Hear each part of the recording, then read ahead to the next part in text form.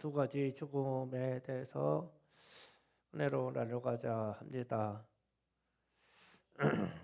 대통령 탄핵 일정을 계속 지켜보면서 어떻게 대한민국에서 이런 일이 일어날 수 있을까라는 생각을 많이 했고요. 검사 출신인 대통령이 즉각 구속되고 그 대통령을 구속시키려고 3천 명의 경찰을 동원하는 그런 나라가 됐고, 또 오늘 전원일치로 탄핵이 인용됐어요. 그러면서 이제 반대 생각을 많이 했어요. 범죄자 출신인 야당 대표는 무한 방면하고 무죄 선언이 되고 그런 것을 옳다고 인식하는 이 사회에서 우리가 살고 있다는 거예요. 그래서 상당히 이 마음에 괴리감이 오는 거예요.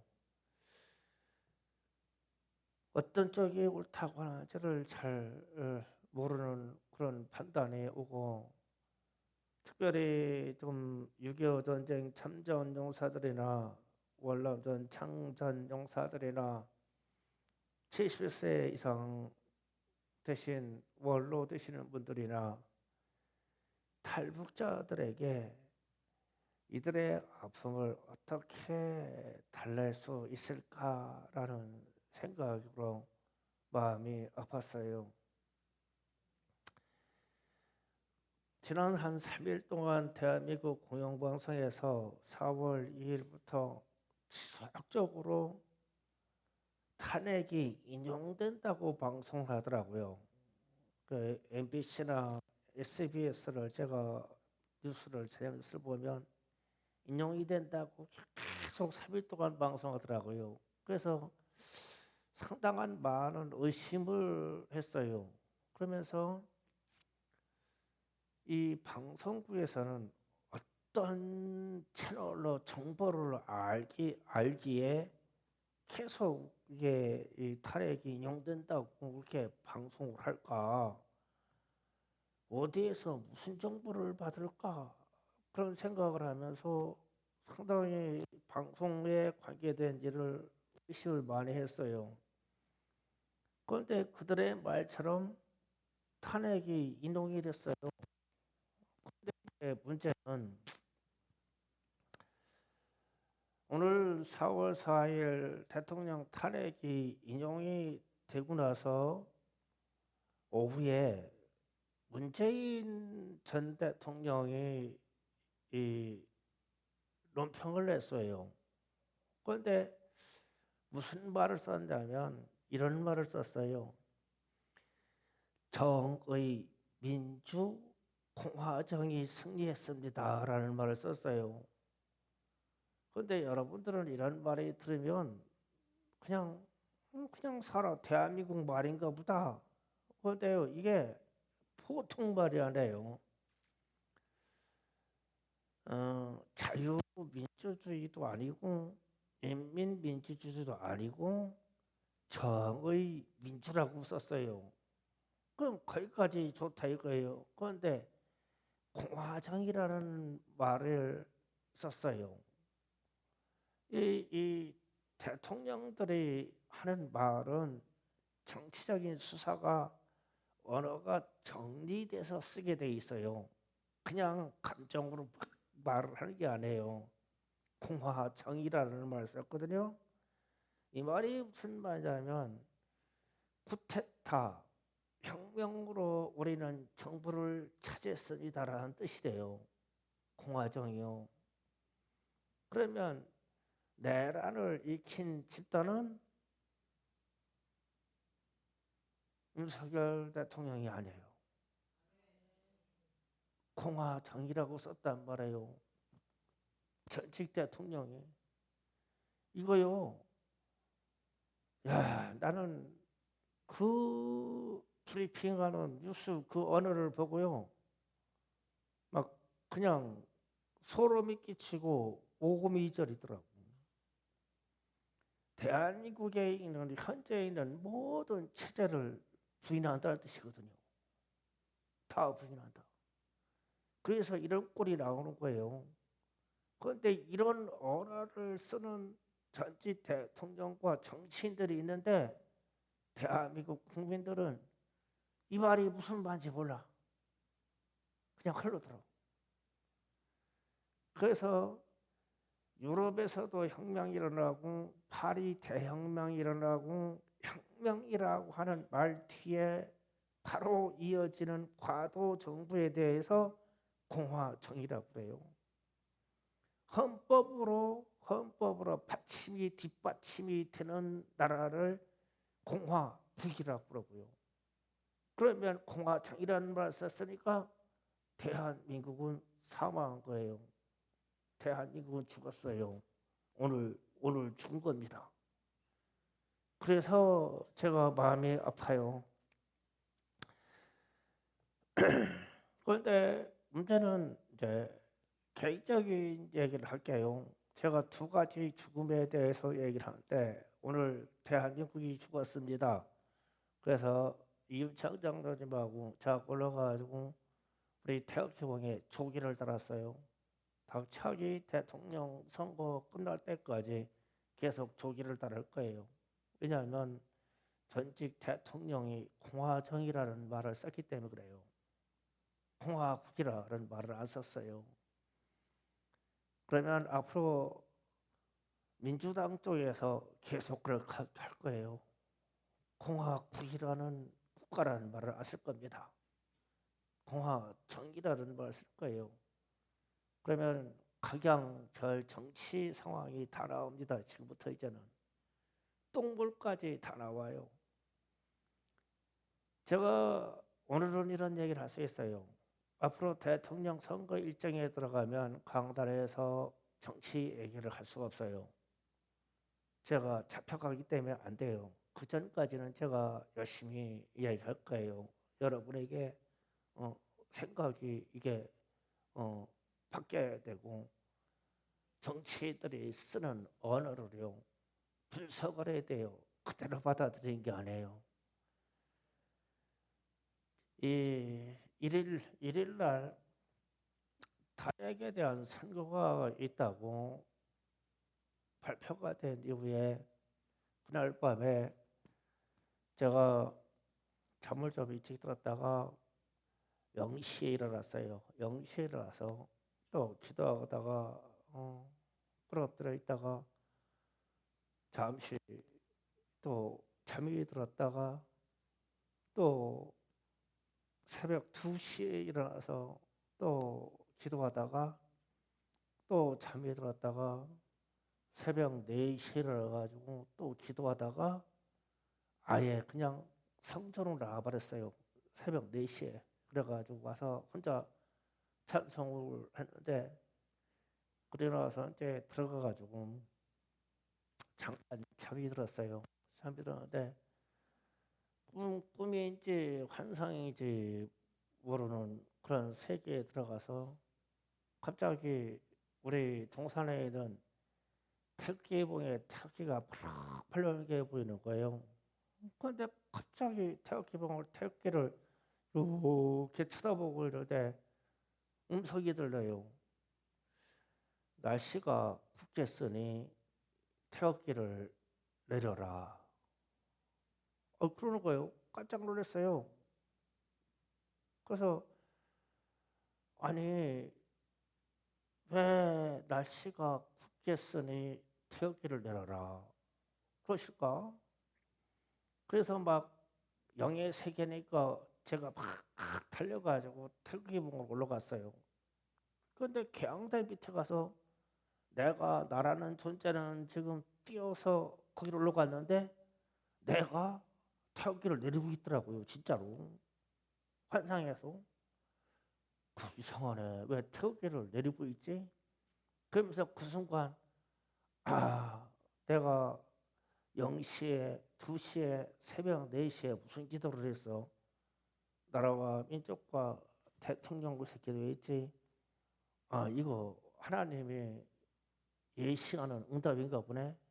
그 순간에 탁 스쳐나가니 대통령이 탄핵 인용이 되겠소. 생각에 일요일 밤에 그래가지고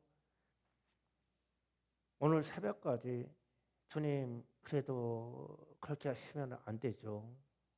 주님 그럴 수는 없어요. 우리나라가 어떻게 일궈졌으며 어떻게 자유민주주의 가치가 그렇게 세우는데 주님 그렇게 할 수는 없죠. 그러면서 오늘 새벽까지 부단히 하나님 앞에 버텨봤어요. 기도로 버텨봤어요. 그래서 저는 아예 핸드폰도 안 가지고 다녔어요. 왜냐하면 인용될 거라는 그 암시를 받았기 때문에. 그런데 사모님이 와서 인용됐다고 막 열받는다고 그런데 나는 알고 있었던 것처럼 아무렇지가 않아. 우리 이윤찬 장로님 또 오셔가지고 울먹울먹 울라고 하면서 얘기를 하는데 난 아무렇지도 않아. 왜냐면 주님이 하신 말씀이 있으니까. 그러면서 무슨 생각을 하냐면 하나님은 어떤 상황에 있었는지 간에 선하시다. 이 일이 우리에게나 대부분에게나 있어서는 안 될 일로 말미암아 많은 사람들에게 아픔은 있겠는데 그게 저주도 아니고 진노도 아니고 그 이후에 하나님의 하실 선한 역사가 있다. 하나님은 항상 그러신 분이니까. 그래서 대한민국에 축복과 평안이 있기를 원해요. 이 땅도 반드시 야당도 반드시 심판받을 거예요. 왜 그러냐면 하나님은 공평하시기 때문에 그래요. 야당도 심판받아요. 그러면 우리는 이 사실을 가지고 앞으로 6월 초까지 이제 어, 대통령 후보로 나온 사람들이 여당 야당에서 막 쏟아지기 시작할 겁니다. 대통령 후보 된다고 하는데 그래서 성경에서 나오는 찔레나우가 나와서 나도 대통령 하겠다. 뭐 엉겅퀴 같은 것도 나와서 대통령 하겠다. 다 일어서겠죠. 그러면서 우리는 진정 이 나라와 이 민족을 향한 차기 대통령을 뽑기 위해서 기도를 해야 되고 지금과 같은 정보를 공유를 해야 돼요. 그래서 제가 첫 번째 죽음을 얘기하는 거예요. 오늘 대한민국은 죽었다. 왜냐하면 전직 대통령도 논평에서 공화국 대한민국이라는 말을 안 썼어요. 공식 논평으로 정의 민주공화 정의라는 말을 썼어요. 이 말이요. 대한민국은 죽은 거예요. 앞으로 헌법 개정이 될지 안 될지 모르지만 헌법을 이행한다고요? 대한민국 공화국이 죽었는데 헌법이 지켜진다고요? 안 지켜집니다. 그게 문제예요. 지금도 안 지켜지고 있고 앞으로도 안 지켜지고 있어요. 무슨 일이 일어날지 몰라요. 지금 국민저항권을 발동하라고 등등 단체에서 지금 막 들쑤고 일어나는데 이렇게 되면 유혈 사태가 일어나요. 우리나라에 내전이 일어납니다. 그렇기 때문에 헌법이 지켜지지 않아요. 대한민국은 오늘 이 4월 4일 오늘 11시 22분으로 죽었습니다. 그 대통령 선거 끝날까지 부단히 제가 조기를 따라놓고 지금과 같은 마음으로 기도할 겁니다. 여러분도 같이 기도해 주시고 생업에 열심히 일을 원해요. 생업에는 열심히 해야 돼요. 그런데 우리의 생각과 우리 사상은 하나님이 왕이시기에 하나님의 법이 이 땅을 다스려주고 정의와 공의가 흐를 수 있는 나라가 되기를 우리가 기도해야 됩니다. 첫 번째 죽음을 대한민국이 오늘 죽었습니다. 이 말을 하고 두 번째 죽음 이야기를 할게요. 오늘 본문 말씀에서 예수님이 탄생했을 때 베들레헴과 온 지경에 2살 이하 사내 아이를 다 죽여라 그랬어요. 헤로드 왕이 이 명령을 했는데 이 일은 사단의 일입니다. 사단이 그렇게 한 거예요. 그러면은 베들레헴에 있는 2살 아이 이하 아이를 다 죽은 게 아니라 베들레헴을 포함한 인근 마을에 있는 2살 아이를 다 죽였어요. 진짜로 다 죽였어요. 그런데 이번 목회자 비전 스쿨의 선교사 강사로 오신 분이 갑자기 본문 말씀을 얘기하면서 이런 얘기를 해요. 지금 이 시대는 사단이 몇 세 이하 아이들을 다 죽이라고 명령할까요? 이러는 거예요. 그런데 그 순간에 그 말이 이 시대는 몇 살 이하 아이들을 사단이 다 죽이라고 할까요? 그런데 막 내 바로 내 가슴에 팍 박여버리는 거예요. 지금은 사단 마귀와 세상이 우리 아이들 몇 세 기준으로 다 죽여버렸을까? 죽이고 있을까? 그런데 이분이 이런 얘기를 해요. 초등학교에서 중학교 1학년까지 14세에서 15세 아이들을 다 죽여라. 사단이 그렇게 한 것 같아요. 이러더라고. 그렇게 말하면 큰일 날 것 같으니까. 그런데 나는 이분이 던지는 멘트에 리마의 말씀으로 왔어. 몇 세까지 다 죽이라고 했을까? 우리 여기 청소년들이 있으니까. 초등학교 6학년에서 중학교 1학년 사이를 기준으로 잡았어요. 다 죽여라. 그러면 다 죽이기 위해서 무엇을 주면 죽어요? 미디어 세계로 핸드폰과 컴퓨터와 등등의 노트북과 이런 걸로 주면 다 죽어요. 그래서 지금 우리 초등학교, 중학교 1학년 이하에 있는 사람들이 실제로 다 죽었어요. 왜 이렇게 얘기냐면 과거에는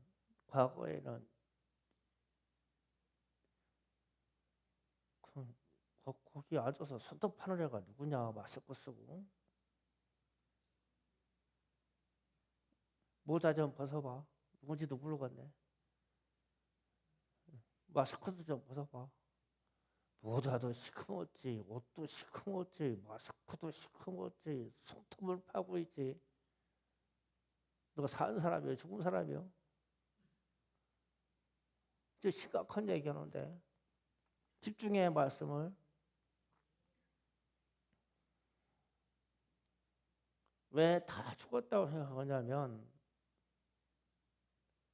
중학교 1학년이나 2학년 혹은 초등학교 3급반 된 아이들이 과거에는 주님을 만났다는 얘기를 했거든요. 박영현 목사도 중학교 2학년 때 주님을 만나고 음성을 듣고 목회자로 응시했다고 하거든요. 다솔아, 주님 만났냐 요새? 무슨 말인지 모르겠지? 그전에는 초등학생하고 중학교 하급반, 중학교 1, 2학년 됐을 때 주님을 만난 체험을, 간증을 많이 했어요. 요새는 전혀 없죠. 그러면 죽은 거예요. 주님을 만난 바가 없으면 죽은 거예요. 그 말씀이 오늘 말씀 중에 마태복음 8장 21절 22절 좀 읽어보자고요. 다 같이 합독하겠습니다. 시작. 제자 중에 또 한 사람이 이르되 주여 내가 먼저 가서 내 아버지를 장사하게 허락하여 하옵소서. 예수께서 이르시되 죽은 자들이 그들의 죽은 자를 장사하게 하고 너는 나를 따르라 하시니라. 아멘. 주님이 그러셨죠. 죽은 자들이 장사하게 하고 너는 나를 따르라. 그러면 저기에서 산 자는 누구냐면 예수를 따르는 그 사람만 산 사람이에요. 그러면은 그대로 말하면 예수를 따르는 사람이 산 사람이에요. 우리는 이론적으로 예수를 믿는 사람이 산 사람이라고 그러죠.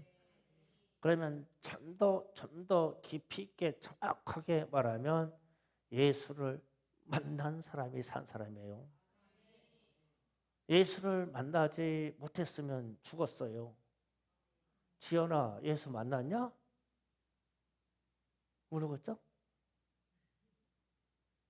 보경이는 쟤들 죽었어. 큰일 났어. 죽었어. 다솔이도 죽었지. 죽었어. 성진은 민채는 물어보지 마. 물어보지 마. 좋겠지. 물어보지 마. 지금 제가 이게 쉽게 말하는 것 같은데 이거 심각한 얘기예요. 우리 때 우리 자녀들이 초등학교, 중학교 다닐 때 우리 아이들도 기도하면서 방언 받고 환상의 세계를 보고 주님을 만났어요. 김나라 집사는 주님을 언제 몇 학년 때 만났어요? 봐봐, 초등학교 때 만났다잖아. 만났어. 그런데 지금은 제가 주님을 만났어요. 주님의 음성을 들었어요. 기도하다가 주님을 체험했어요. 이 말이 없어. 전부에.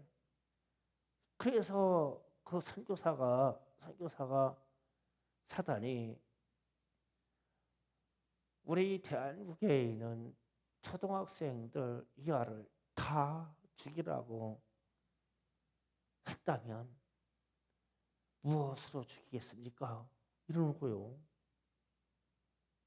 그 나는 다른 사람들 어떻게 들었는지 모르겠는데 나는 그 말만 가슴이 팍 박이는 거예요.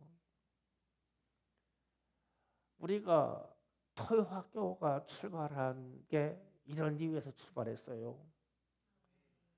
지금부터 한 10년 전에 주 5일 근무제가 들어왔을 때 그때 우리 초등학교 예전에 그때도 초등학교 아들이 많이 있었어요. 있었는데 주 5일제 근무 들어가고 나가지고 주일날 교회에 오면 그때 세대가 강의 세대예요. 강의.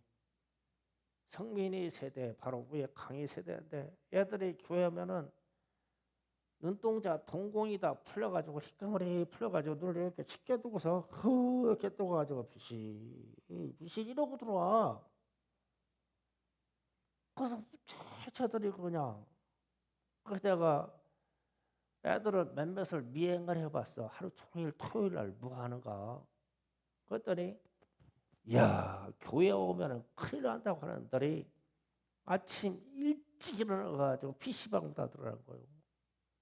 PC방에 들어가가지고 엄마 아빠 퇴근을 할 때 저녁 7시나 9시까지 안 나와. 라면 끓여 먹고. 가지고 막 낮 동안에는 막 게임하고 두드리니까 몸이 굳어가지고 고개가 이렇게 돼가지고 이렇게 되니까 눈을 찢겨 떼야지. 그러니까 흰자 아이가 뒤집어져 가지고 애들이 그게 나와 죽었어. 미디어에 빼앗겨서 죽었어. 그래서 우리가 토요학교를 연 이유가 얘들을 게임만 컴퓨터 게임만 못하게 하자. 그래서 컴퓨터 게임을 못하게 하려고 토요일 날 아이들을 교회에 모으기 시작한 거예요. 그래가지고 무진 돈 많이 쓰면서 여행 다니고 막 이랬죠. 애들 컴퓨터 세계 게임에 빠지지 않게 하려고. 뭐 가을에 조카 애들 보면 알까요, 그지? 걔들이 교회 안 다니게 부모님들이 조치를 하는데 집에서 뭐하나 방치돼가지고 뭐하냐고. 그거 하게 돼 있어. 핸드폰 다 사줬지. 컴퓨터 세계 다 열려 있지. 오픈 세계지. 뭐든지 비밀번호만 입력하면 무엇이든지 뺄 수 있게 돼 있지. 그러니까 아이들이 성경 볼 일 없고 기도할 일 없어. 그러면 예수를 만날 일이 없어. 그러면 죽는 거예요. 그렇잖아요. 예수님이 나를 따르라 했을 때 안 따르는 사람들에게 죽은 자라고 했으니까. 그러면은 그래서 제가 그런 조치를 생각하겠어요. 교회에 가서만큼은 핸드폰 하지 말아라. 여기가 만년에 기도하는 집이 아니냐? 핸드폰 교회에서만큼만은 여기는 기도하는 자리고 성경 읽는 자리고 찬송하는 자리니까 핸드폰 열지도 말고 보지도 좀 말아라. 그래서 또 그런 생각까지 했어. 이번 고난 주간에는 금식하는 게 아니라 금폰이다. 금폰 지연아, 금폰 무슨 말이야 그냥? 금폰을 할래? 금식 일주일 할래? 지연아, 우리 학생들 다 일어나 봐. 너도 일어나 있어. 다 일어나. 자, 둘 중에 한쪽만 선택하는 거예요. 금식 일주일 할래? 금폰 일주일 할래? 금식 일주일 할 사람은 서 있고 금폰 일주일 할 사람은 앉아. 왜 눈치 보고 앉아? 둘 다 못하겠어? 성지도 금폰 일주일 해보려고? 금폰. 나 이거 심각하게 생각했다니까. 다 죽었대. 그래서 이분이 왜 이런 얘기 했냐면 카자흐스탄 같은 데 가면 아이들에게 핸드폰이나 이게 전파가 안 좋아가지고 이게 공급이 안 됐대. 안 되는데 막 얘들 기도하는 거 보면 막 겁도 안 나는데 주님 우리에게 복을 주시고 이 가난을 벗게 해달라고. 그 아들이 주님을 만났다고 와가지고 막 청소년들이 곧바로 그 가난한 선교사로 막 헌신해가지고 이웃나라로 선교하러 나간대. 주님을 만나가지고. 그런데 우리는 뭐하냐고. 뭐 죽었다. 우리 청소년들이 죽었다. 우리 전사님들, 우리 교사들, 토요학교 담당자 심각하게 생각해야 돼요.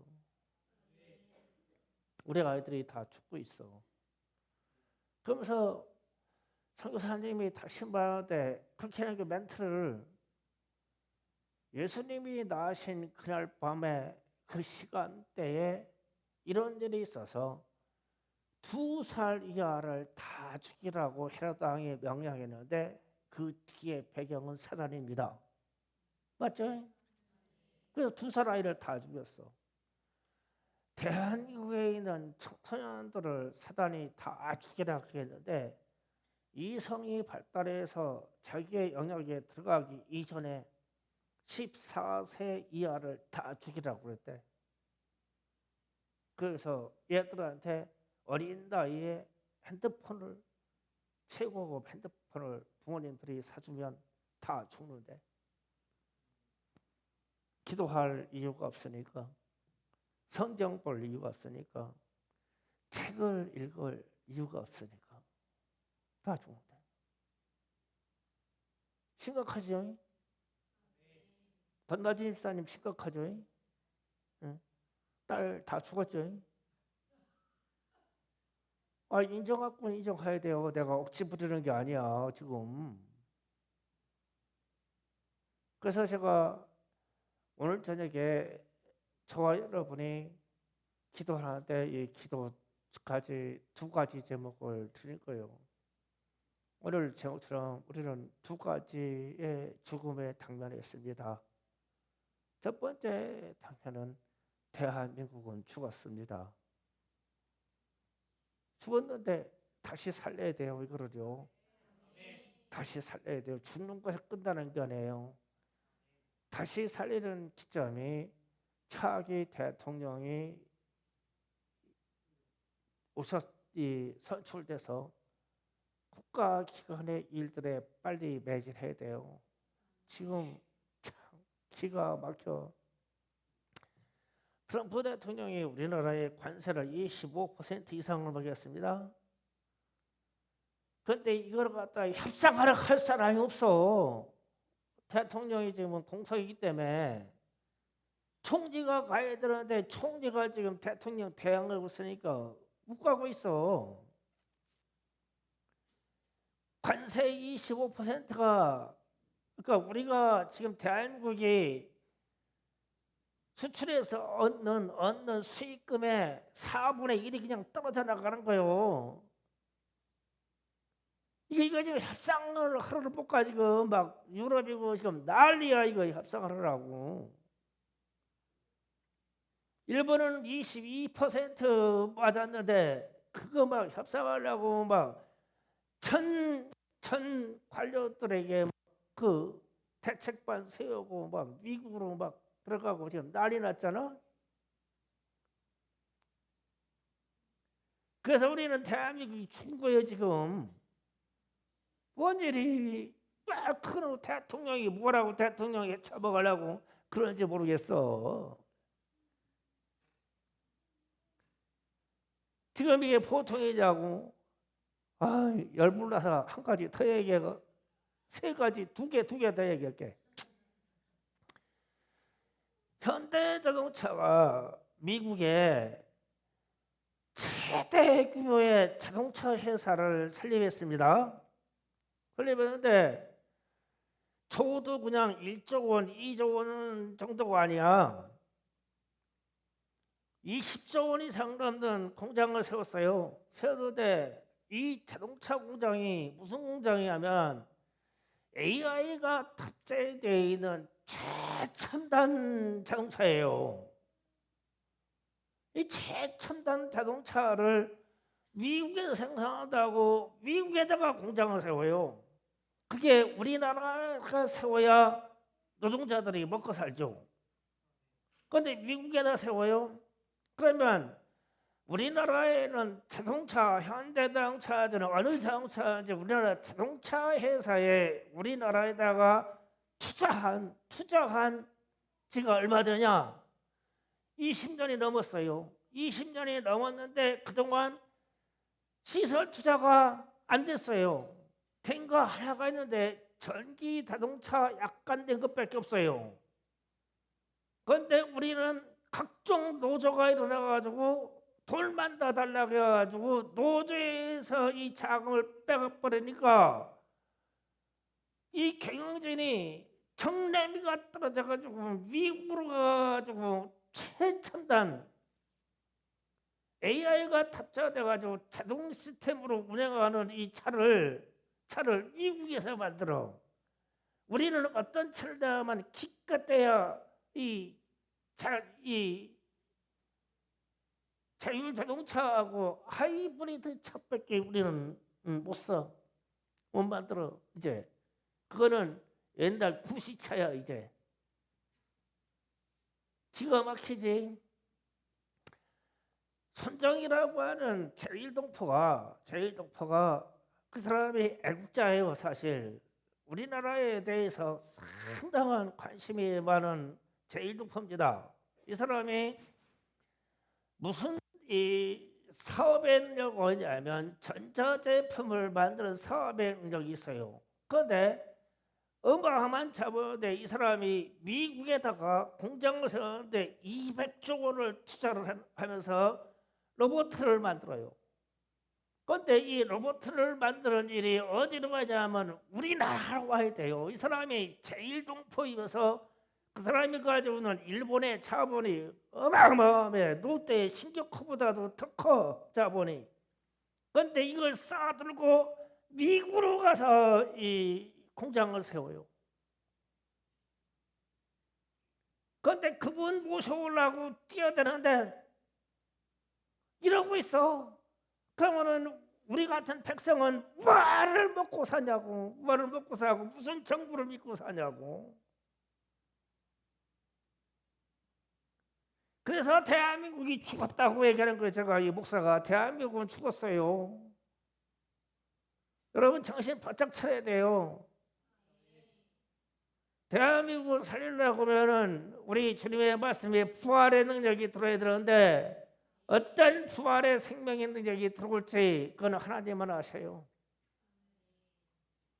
제가 국가관에서 특별해서 이런 얘기하는 거 아니에요. 지금 우리는 대한민국은 죽었어요. 오늘부로 죽었어요. 기가 막혀서 우리가 기도해야 돼요. 우리 청소년들은 핸드폰을 가지고 있어서 핸드폰으로 말미암아 우리 청소년들이 죽었어요. 예수를 만난 적이 없어요. 사랑아, 예수님 만난 적 있냐? 언제 만났냐? 만나기나 했어? 핸드폰은 보지. 지금 우리가 지금 보통 심각한 현실에서 살아가는 게 아니에요. 이게 우리는 영적으로 완전히 지금 죽었어요. 나라도 죽지 우리 청소년들의 이 영적 세계가 죽어버렸지. 그 1차적으로 조치는 이 본당에 들어오면 어떤 누구도 핸드폰을 열지 마라. 기도하고 그 시간에라도 예수를 만나보자. 이 짧은 시간에 기도하고 성경만 읽어라. 이번에 고난기간 동안에는 금폰이다. 엄마는 핸드폰 하세요. 다 연락을 대신 받아야 되니까. 금폰 다 핸드폰 꺼가지고 제출해요. 그냥 강단에다 다 올려놔. 그러면서 진짜 예수님을 만나지나 안 만나지나 이 고난기간 동안에 기도해보자고. 과거에는 초등학교 2, 3학년 때부터 주님을 만났다니까 기도하면서. 최소한 중학교 1, 2학년 되면 기도하는 학생들이 주님을 만났어요. 주님의 음성을 듣고. 그 증인이 박영환 목사요. 저기 뒤에 있는 김나라 집사도 초등학교 3학년 때 만나고. 언제 만났냐고 우리 청소년들이. 그러면 주님을 만날 흔적이 없으면 죽은 거예요. 죽은 자들은 말미암아 죽은 자를 장사하게 하라. 그리고 너는 나를 따르라. 이 말은 나를 따르는 너만 산다 이거예요. 주님을 만난 사람. 오늘 우리는 이 두 가지 사망 선고를 오늘 우리가 받았어요. 기도 준비합시다. 부활의 능력이 들어와서 이 나라를 생명으로 살려주셔야 됩니다. 우리 국민들이 세계에 빠져서 그들의 영혼이 죽었습니다. 이어서 부활의 능력으로 살아야 됩니다. 주여 삼창하기도 합니다. 주여!